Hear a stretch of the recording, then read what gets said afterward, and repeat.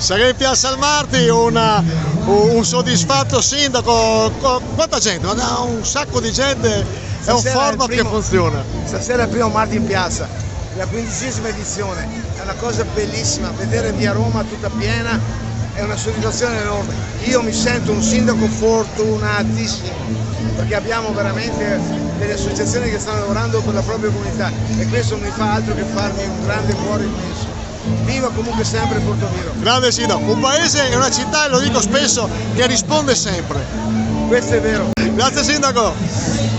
E tanto per capire se le parole del sindaco sono vere, guarda qua che colpo d'occhio e quanta gente.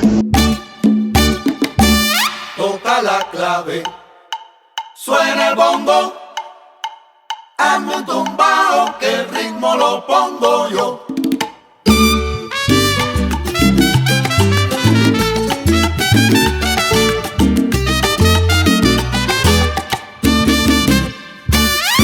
Vamos a tocar soneros, toquemos de corazón y en este bonito día vamos a hacer un rumbo.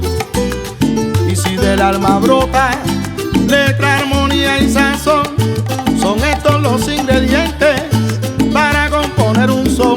Oye, ya que la fiesta está buena, se juntaron los soneros, vamos a tocar un son que lo escuche el mundo entero, que no me falle la clave, mientras que rompa un tumbao y el bongón que se destaque, que no me quedo callado.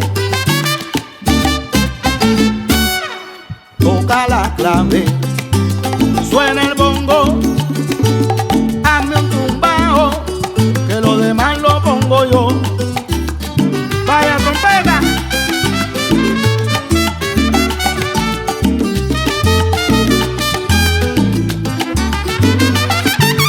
Toca la clave, suena